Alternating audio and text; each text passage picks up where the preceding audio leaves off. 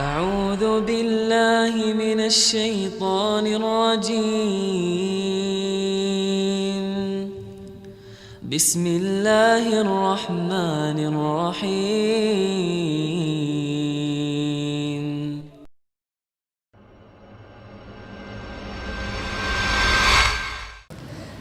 Baik, masyaallah ikhwah rahimakumullah.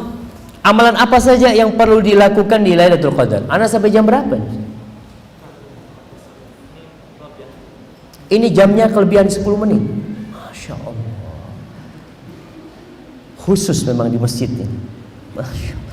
Bahaya jemaah.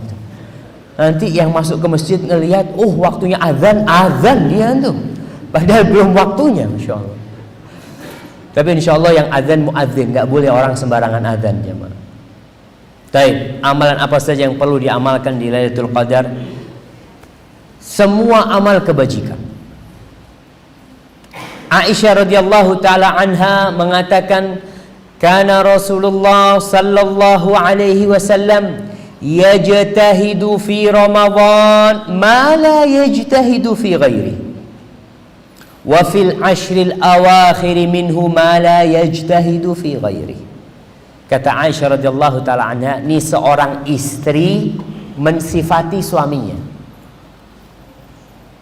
Karena jamaah, yang paling kenal sama kita itu adalah pendamping hidup kita. Dia bersama kita 24 jam kali 360. Sehingga dia tahu kelakuan kita. Aisyah radhiyallahu ta'ala anha tahu nih sama suaminya sallallahu alaihi wasallam. Nabi alaihi salatu wasallam ketika masuk di bulan Ramadan, beliau itu bersungguh-sungguh beribadah, menambah volume ibadahnya lebih dari di bulan-bulan selain Ramadan. Masuk Ramadan ganti tuh, ibadahnya bertambah.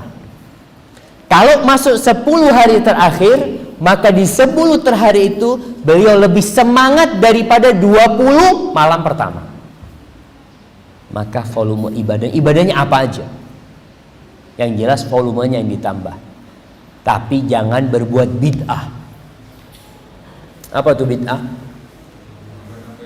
Nambah-nambah sholat subuh 8 rakaat, Masya Allah. Karena dia mengatakan bismillah, ini malam Lailatul Qadar. Kata Rasulullah SAW, semangat beribadah, sholat subuh 8 rakaat. Nggak boleh. Malam Lailatul Qadar, harapan 10 hari terakhir, habis subuh sholat sunnah sebanyak-banyaknya. Setelah imam assalamualaikum, sholat sunnah, Allahu Akbar. Boleh. Kalau kita berpikir secara akal, kenapa nggak boleh sholat sunnah? Iya, tapi kan ingat, nggak ada sholat sunnah setelah sholat subuh. Maka tetap ibadahnya tetap nyunnah, jangan nambah-nambahin nanti. Wudu, sunnahnya wudu berapa kali dibasuh? 3 kali. Karena Lailatul Qadar 20 kali.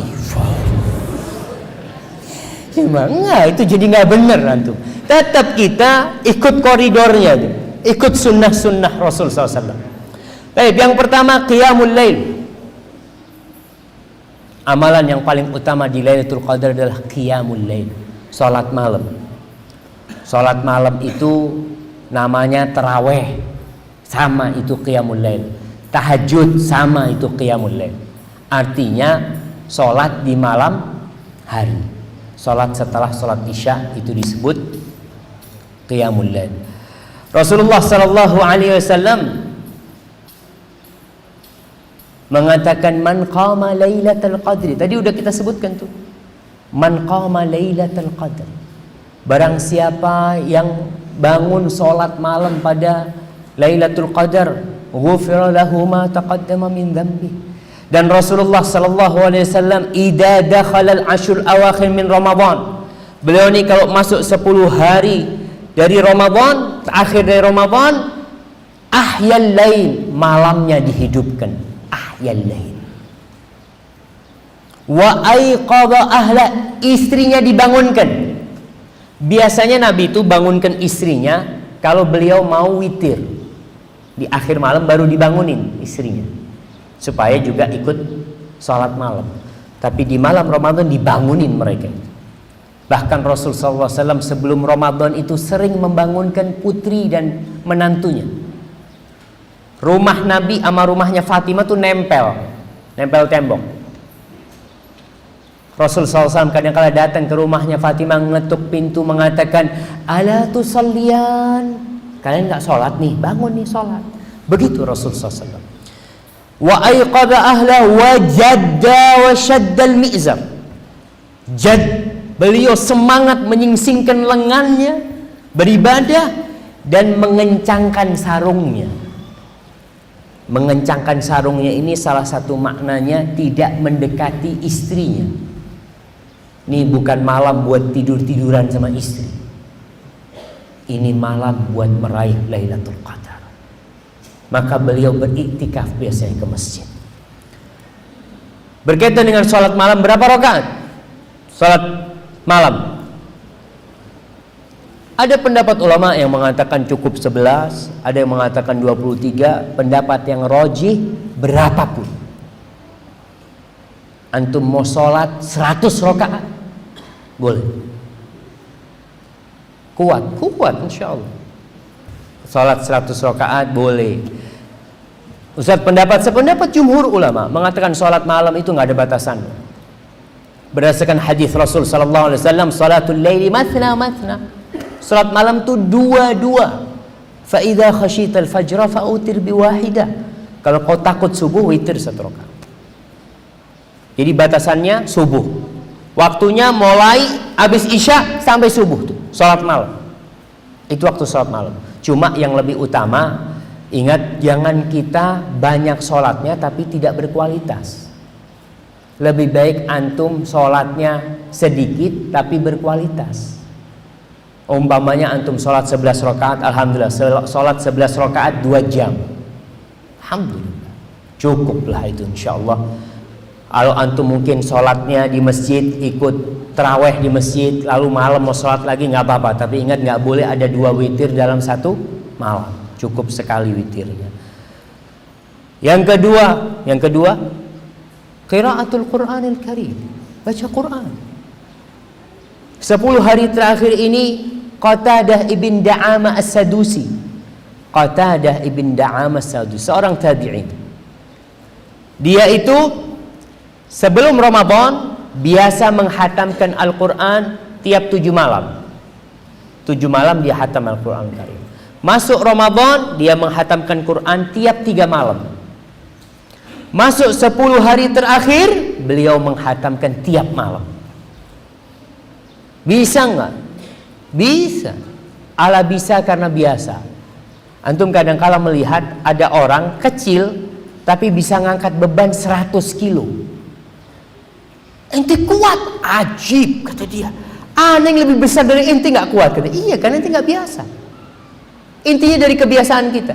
Kota dari bin Da'amah kita lihat awalnya tiap 7 malam, kemudian tiap 3 malam, kemudian tiap malam. Karena udah terbiasa jalan. Dan ini para ulama Ibnu Rajab menceritakan bahwasanya menghatamkan Quran tiap malam itu di waktu-waktu mulia itu nggak masalah, asalkan tidak dijadikan kebiasaan. Karena kalau kita cuma baca cepat-cepatan, kapan kita memahami artinya? Kalau sekedar mengejar hatam, usahakan kita hatam. 1 juz itu berapa menit sih? Kalau orang yang biasa baca Quran 50 menit itu nggak biasa. Ya, yang biasa mungkin 35 menit lah. 35 menit itu bisa. Nggak terlalu cepat dan tidak terlalu lambat. Tapi kalau yang cepat-cepatan insya Allah 20 menit bisa. Tapi nggak boleh kita kalau sudah terlalu cepat seperti itu. Bismillah, antum baca umpamanya 10 hari terakhir tiap hari 3 juz lah. Paling tidak 10 hari hatam Al-Quran Karim. Kalau pahala baca Quran antum semua sudah tahu. Kemudian amalan yang ketiga, iktikaf. Di dalam Islam tidak ada yang namanya bersemedi. Karena hati-hati, jangan sampai agama Islam ini tercampurkan dengan budaya yang bukan Islam. Islam itu tidak memerangi budaya, enggak. Budaya-budaya yang tidak bertentangan dengan Islam boleh, tapi budaya bertentangan dengan Islam dihancurkan oleh Rasulullah SAW. Menyembah patung itu termasuk budaya di masa jahiliyah. Membuat patung itu juga budaya orang jahiliyah. Ketika Islam datang dihancurin semua, nggak ada patung lagi. Nggak ada patung lagi. Bahkan malaikat nggak akan masuk di rumah yang ada patung. Orang Islam malah rumahnya pakai patung. Dia mengatakan ini tidak aku sembah, nggak ada urusan disembah sama nggak sembah. Larangan itu budaya orang bikin patung, budayanya orang-orang penyembah berhala. Setelah Islam nggak boleh lagi. Maka orang yang ingin bersemedi, dulu Rasulullah SAW sebelum turunnya wahyu beliau bertahannuts. Bertahannuts itu mungkin kalau bahasanya mungkin bisa disebut bersemedi. Itu menyendiri di dalam gua selama bulan Ramadan sampai turunnya wahyu. Ketika turun wahyu selesai, nggak pernah Nabi SAW kembali ke gua. Nggak ada lagi momennya Rasulullah SAW kembali ke gua cari wahyu lagi, nggak ada. Selesai sudah. Kita kalau yang mau cari wangsit carinya di mana? Tunggu, Anda takut salah ngomong. Wangsit itu apa artinya sih? Apa? Hampir sama-sama wahyu. Mungkin ilham. Nah, kalau sama-sama wahyu nggak sama, kalau jadi nabi akhirnya dapat wangsit itu. Baik, iya mungkin dia mengharapkan ada sesuatu petunjuk lah. Selesai, antum itu petunjuk udah ada Al-Quranul Karim. Mau cari apa lagi? Kalau antum cari tambahan dari Al-Quranul Karim, ini yang nanti nyeleneh agamanya. Akhirnya dapat amalan tersendiri. Saya setelah 40 hari dapat amalan. Amalan apa? Puasa. Kapan puasanya? Puasa tiap hari Rebu. Wangsitnya tiap hari Rebu. Ada dalam Islam puasa tiap hari Rebu? Nggak ada. Yang ada Senin Kemis. Kalau ente bikin puasa baru hari Rebu karena wangsit, inilah yang akan membuat orang nyeleneh ketika cari wangsit padahal Al-Quran sudah ada. Hadis-hadis Rasulullah SAW sudah ada. Kalau mau cari ketenangan, mau cari kedamaian adalah iktikaf di masjid, menyendiri, memenjara tubuh kita di masjid dan memenjara hati kita hanya untuk Allah Jalla Jalla. Itu makna iktikaf. Kalau sudah iktikaf, jangan antum bawa HP. Kadang-kala subhanallah, orang iktikaf di pojok pegang Quran.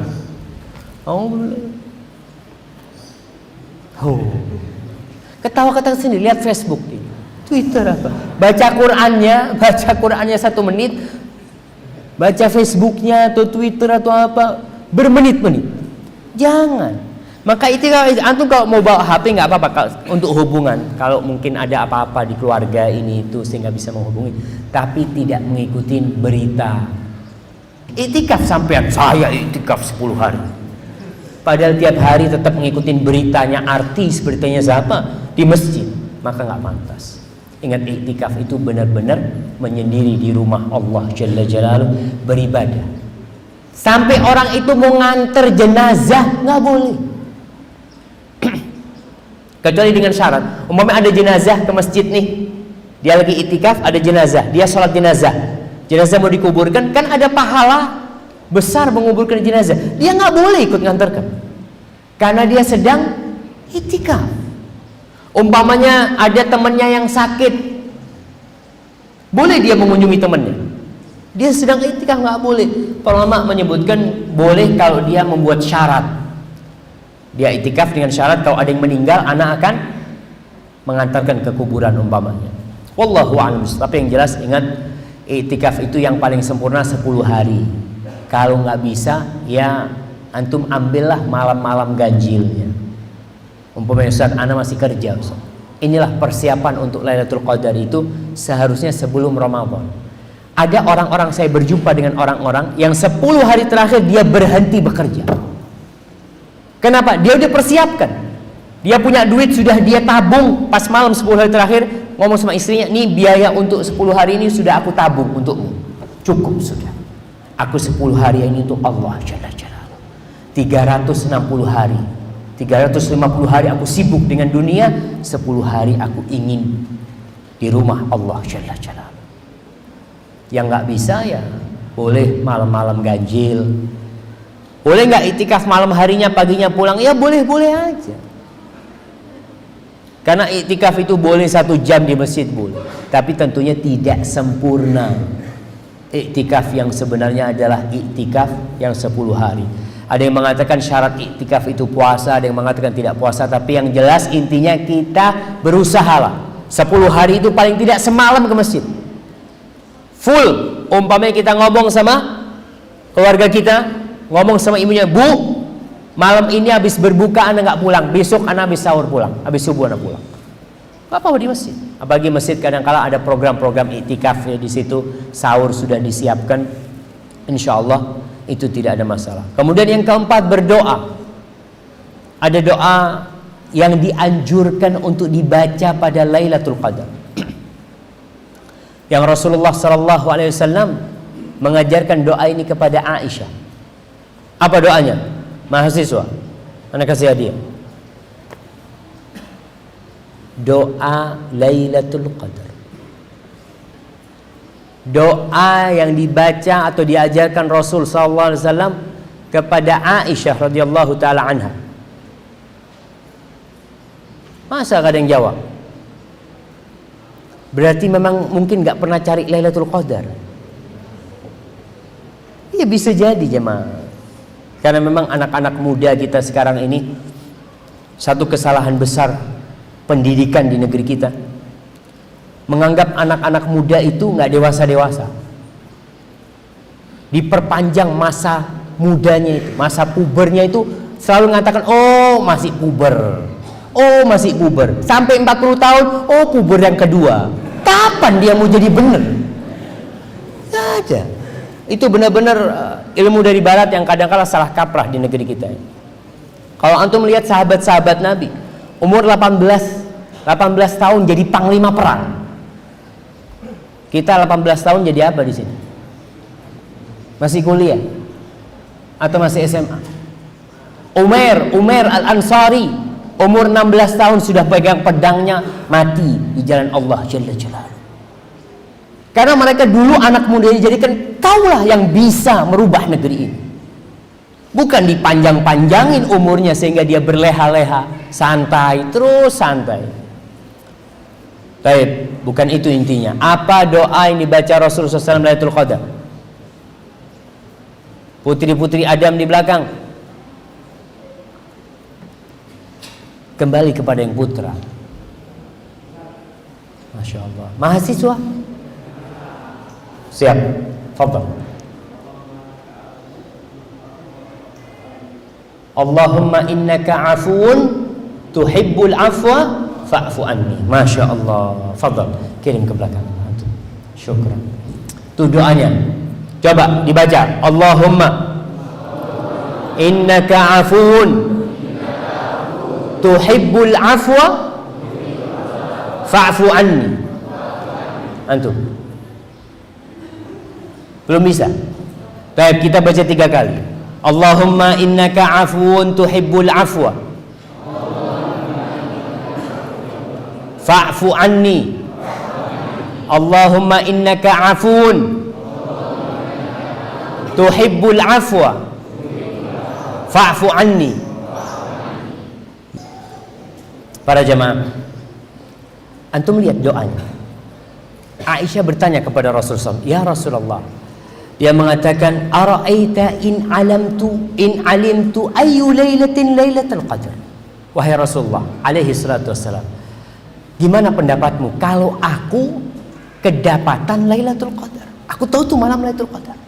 Aku tahu tuh Lailatul Qadar.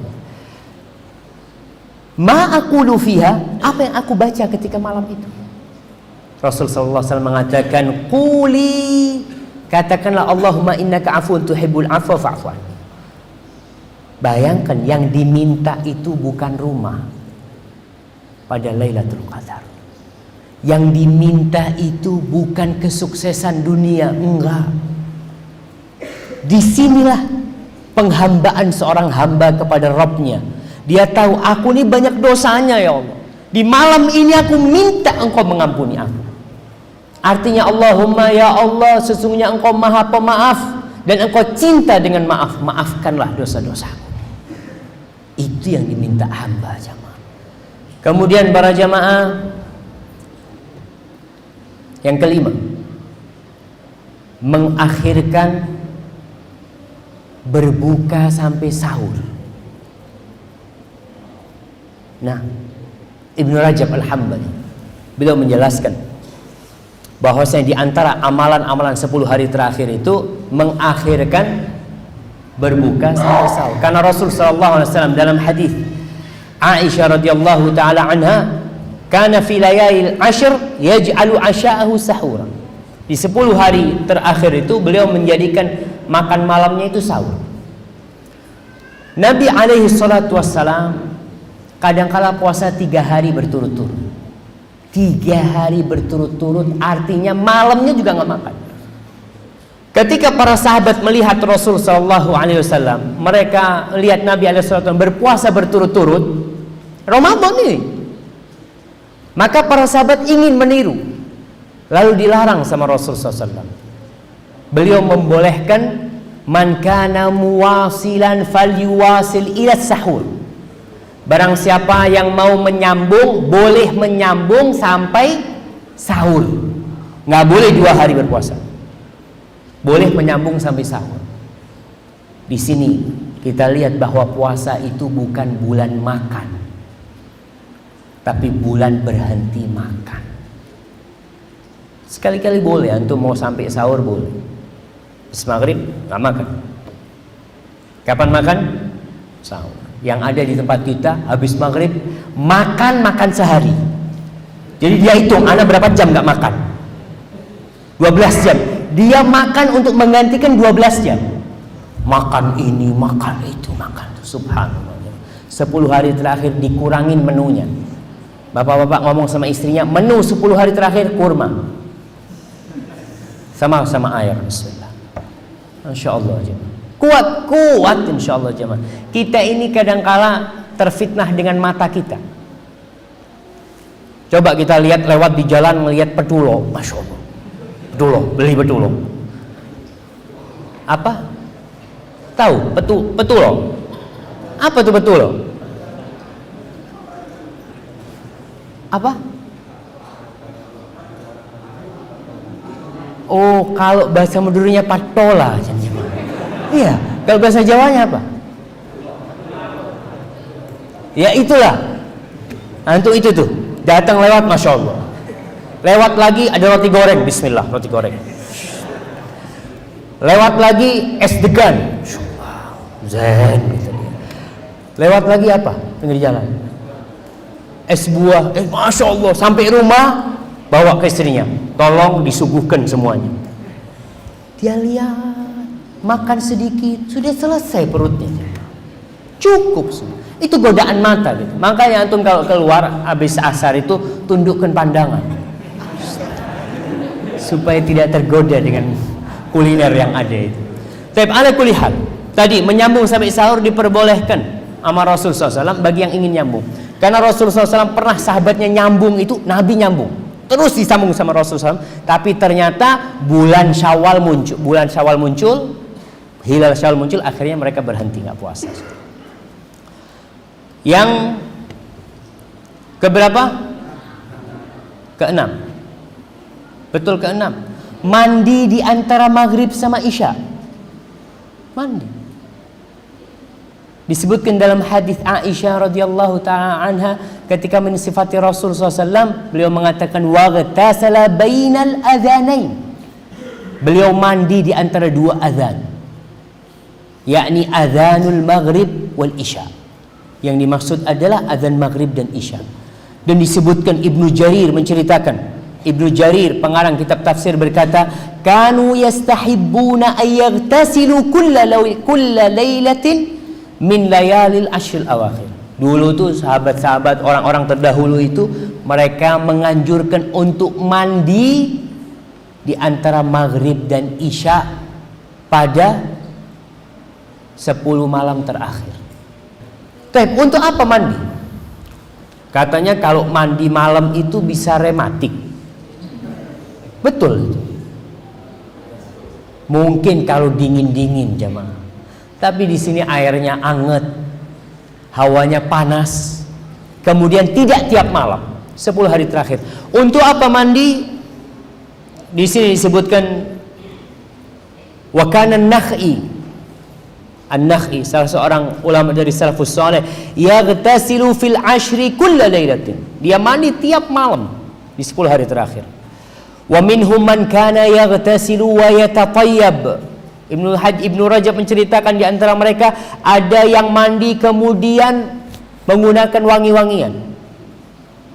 Kapan? 10 hari terakhir, khususnya di malam-malam diharapkannya Lailatul Qadar. Selain kita menghadap Allah dalam kondisi bersih ya. Antum kalau sholat berjamaah, yang di sebelah antum bau jengkol, kira-kira khusyuk enggak antum? Allahu Akbar. Ya Allah, siapa ini?